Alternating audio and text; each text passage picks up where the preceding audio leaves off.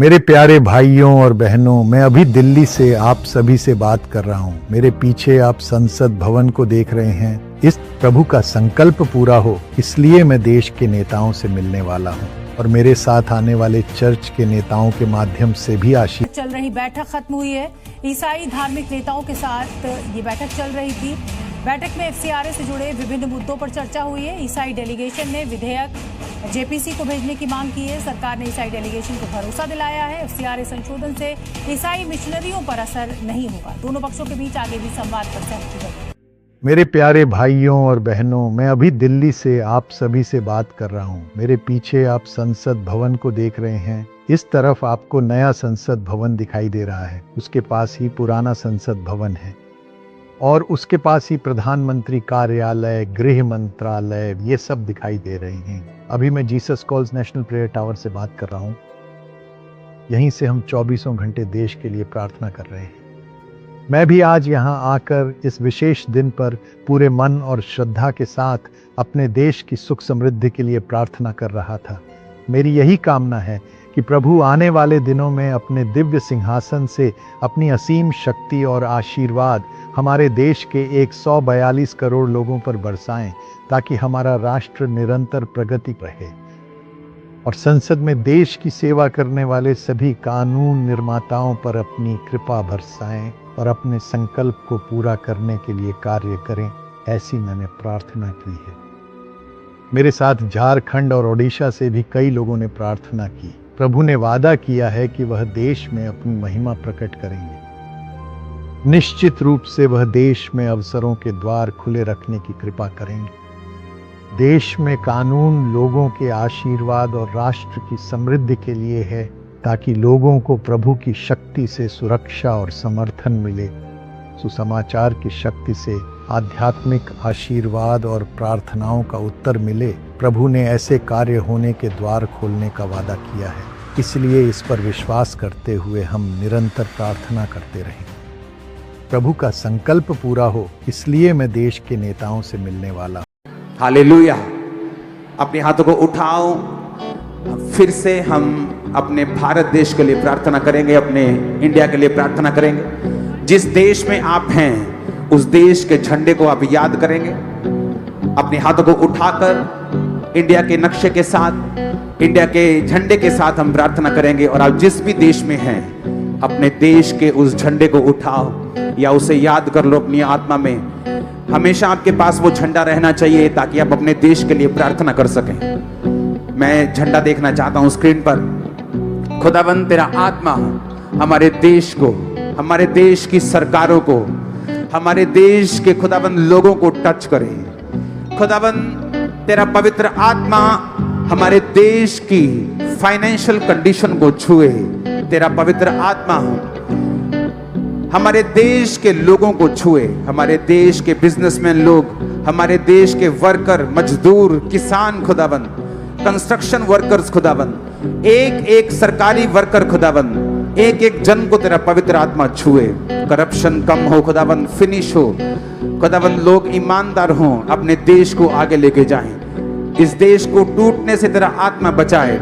इसको ब्लेस करे खुदाबंद। विरोधियों को भी ब्लेस करे खुदाबंद। उनको भी हम आशीषित करते हैं खुदाबंद। अपनी प्रार्थना में उनके लिए भी आशीष को मांगते हैं। लड़ाई झगड़ा खुदाबंद जो कि एक शैतान का काम है, उनकी जिंदगियों से जाता रहे खुदाबंद। वो तेरे नाम की सच्चाई को, तेरे प्रेम को पहचान सके। इस देश को ब्लेस कर खुदाबंद। जिस देश से भी इस सभा को लोग देख रहे हैं, उन सब देशों को ब्लेस कर खुदाबंद। वो सारे देश जिनसे ये सभाओं को देखा जा रहा है, वो जहां भी लोग हैं खुदाबंद, उनके देशों की ब्लेसिंग्स के लिए भी, उनके फाइनेंशियल ब्लेसिंग के लिए भी, उनकी सरकारों के लिए भी प्रार्थना करते हैं ब्लेस होने के लिए खुदाबंद।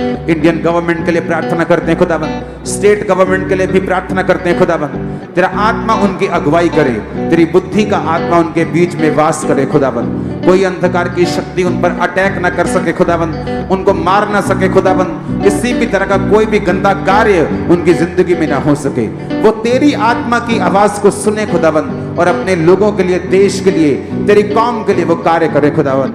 प्रभु यीशु मसीह के सामर्थ्य नाम में मांगते हैं।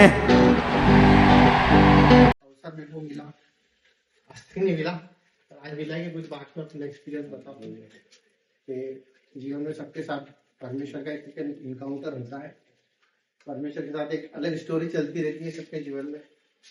तो जैसे बाइबल है, ऐसे बाइबल में बहुत सारे कैरेक्टर है और उन सबके एक अलग अलग स्टोरीज है।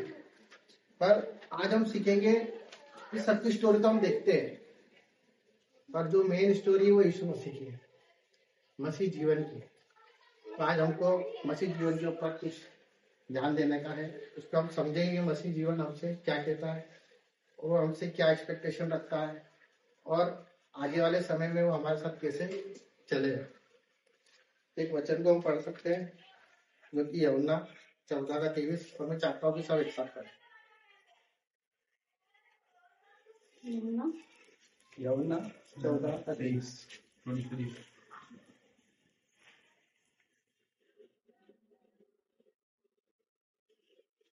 यीशु ने उसको उत्तर दिया, यदि कोई मुझसे प्रेम रखेगा तो वो मेरे वचन को मानेगा और मेरा पिता उससे प्रेम रखेगा और हम उसके पास आएंगे और उसके साथ वास करेंगे।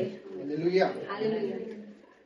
प्रेम, यदि कोई मुझसे प्रेम रखेगा तो वह मेरे वचन को मानेगा और मेरा पिता उससे प्रेम रखेगा और हम उसके पास आएंगे और उसके साथ वास करेंगे। ये एक कमिटमेंट है परमेश्वर का, यीशु मसीह का एक कमिटमेंट है हम सबसे। प्रेम कि यदि तुम मुझसे प्रेम करोगे, प्रेम तो तुम मेरे वचन को भी मानोगे और मेरा पिता भी तुमसे प्रेम करेगा और हम तुम्हारे साथ वास करेंगे। हम देखेंगे परमेश्वर ने हमको बहुत सारे वादे किए, उसमें से कुछ वादे हम देखेंगे। जैसे उसने हमको करौली के क्रूस में सारी आशीषें दे दी थी। उसने वहां कहते सब कुछ कंप्लीट पूरा हुआ। उसने हमें चंगाई दी, कहते हैं कि यीशु के कोड़े खाने से हम हो गए हैं।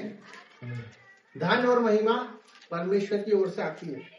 हम कहते हैं अच्छा घर, अच्छी जिंदगी वो देता है, अच्छी नौकरी, बच्चे, हर एक आशीष प्रभु ने कंप्लीट कर दी। किनके लिए? जो लोग परमेश्वर के पुत्र से प्रेम करते, यीशु मसीह कंप्लीटेड हो गई। फिर आज हम बहुत सी चीजों के लिए प्रार्थना कर रहे हैं। आज भी हम बहुत सी चीजों के लिए सालों से प्रार्थना कर रहे हैं, सालों से। फिर ये वचन प्रभु ने हमको दिया है तो हमको ध्यान देना है कि कहीं ना कोई हमारे अंदर ही, मेरे अंदर ही कुछ मिस्टेक होगी। क्योंकि परमेश्वर ने तो बोल दिया कि कोई मुझसे प्रेम करेगा तो वो मेरे वचनों में भी चलेगा और मैं उसके साथ वास करूंगा।